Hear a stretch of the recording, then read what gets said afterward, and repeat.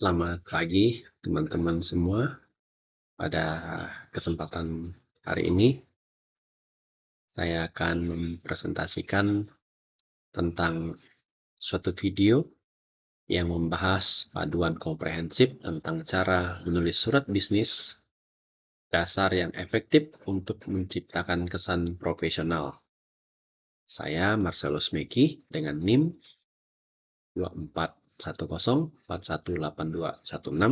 akan mengerjakan tugas bahasa Inggris bisnis ini. Berikut adalah poin-poin utama yang akan dibahas. Yang pertama, tampilan dan tata letak. Kertas dan font. Gunakan kertas berkualitas warna putih atau gading, ukuran 8,5 kali 11 in. Pilih jenis huruf serif yang mudah dibaca dengan ukuran 10 sampai 12 font. Margin dan spasi. Gunakan margin 1 hingga 1,5 in dan atur spasi agar surat terlihat rapi dan seimbang. Bagian surat terdiri dari kepala surat, heading yang berisi alamat pengirim dan tanggal. Alamat dalam berisi tentang detail penerima seperti nama, jabatan, perusahaan, dan alamat. Salam. Gunakan tanda titik 2 setelah salam pembuka. Isi surat dibuat rata kiri tanpa indentasi dengan spasi ganda antar paragraf. Kedua, struktur penutup. Penutup dan tanda tangan, sertakan salam surat. Salam penutup. Berikan ruang sekitar 4 spasi untuk tanda tangan, ikuti nama dan jabatan penulis. Catatan tambahan, informasi mengenai lampiran diletakkan 2 spasi di bawah blok tanda tangan. Untuk postscript, gunakan format PS tanpa spasi. Ketiga, proses penulisan konten. Video ini merangkum proses penulisan dalam 4 langkah strategi. Yang pertama, pre-writing. Tentukan tujuan surat, pahami apa yang sudah dan belum diketahui pembaca, lalu susun poin-poin utama secara logis. Kedua, drafting. Yaitu mulai dengan pembukaan, berikan detail isi di bagian tengah, dan akhiri dengan identifikasi tindakan yang harus diambil selanjutnya. Revising, baca kembali dari sudut pandang penerima untuk memastikan logika dan nada baca. Profesional namun komunikatif sudah tepat. Keempat, refining, periksa tata bahasa, ejaan, terutama nama orang, dan format akhir agar terlihat rapi sebelum dikirim. Dengan mengikuti pedoman ini, surat bisnis Anda akan mampu menyampaikan pesan secara jelas dan memberikan kesan profesional yang positif bagi penerima.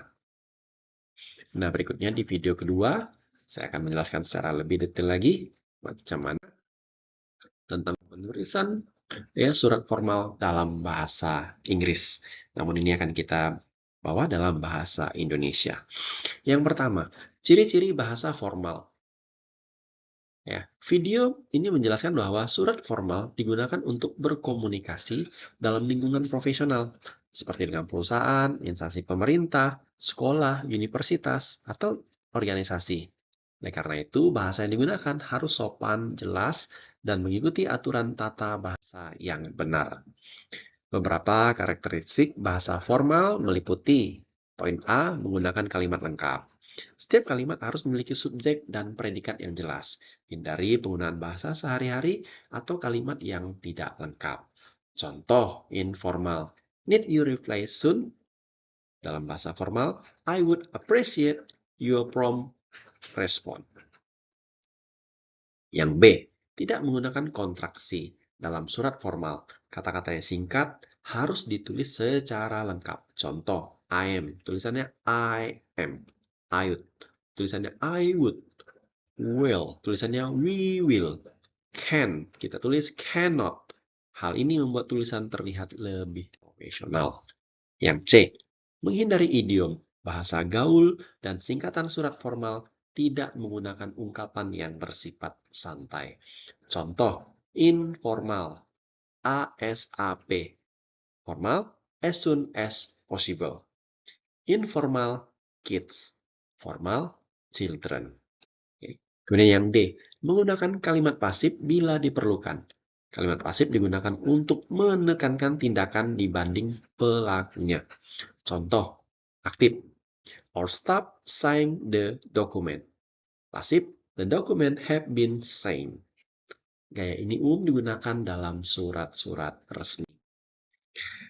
Menghindari parasal verb, gunakan kosakata yang lebih formal. Contoh, look into, investigate, find out, discover, put off, postpone, go up, increase. F. Tidak menggunakan tanda seru. Tanda seru dapat memberikan kesan terlalu emosional. Lebih baik gunakan tanda titik agar nada surat tetap profesional. Poin G. Hindari kalimat perintah langsung. Permintaan sebaiknya disampaikan dengan sopan. Contoh, kurang formal. Send me the report. Bahasa formalnya, could you please send me the report? Atau, you may complete the text from. Kedua, format dan struktur surat formal. Ini menjelaskan bahwa surat formal memiliki struktur yang baku sehingga mudah dipahami oleh penerima. Ya, terdiri dari A, salam pembuka, B, paragraf pembuka. Nah, bagian ini menjelaskan tujuan utama dari surat. C, isi surat atau body. Bagian ini menjelaskan informasi secara rinci. Setiap ide utama sebaiknya ditulis dalam paragraf yang berbeda agar lebih mudah dibaca. Poin D, paragraf penutup berisi harapan terhadap tanggapan dari penerima. E, salam penutup atau closing. Nah, pemilihan salam penutup tergantung pada salam pembuka. Tata letak atau layout dari surat formal. Nah, ini menjelaskan susunan surat formal sebagai berikut ya. Alamat pengirim, tanggal penulisan surat, nama dan alamat penerima, salam pembuka, paragraf pembuka, isi surat penutup, salam penutup, tanda tangan, nama pengirim. Nah, tata letak yang rapi membuat surat ini terlihat profesional dan mudah dibaca. Keempat, contoh surat formal. Nah, pada bagian akhir dari video yang disampaikan, itu memberikan contoh tentang surat keluhan kepada sebuah restoran mengenai perilaku staf yang dianggap tidak memuaskan. Dalam contoh tersebut, diperlihatkan bagaimana seluruh teori sebelumnya diterapkan, yaitu menggunakan bahasa formal dan sopan, menjelaskan tujuan surat, sejak paragraf pertama, menyampaikan kronologi kejadian secara runtut, menjelaskan dampak dari masalah yang dialami, menyampaikan harapan agar pihak restoran melakukan tindakan perbaikan, menutup surat dengan ungkapan yang sopan. Nah, dari video itu tadi mengajarkan bahwa surat formal dalam bahasa Inggris harus menggunakan bahasa yang sopan, profesional, jelas, dan terstruktur.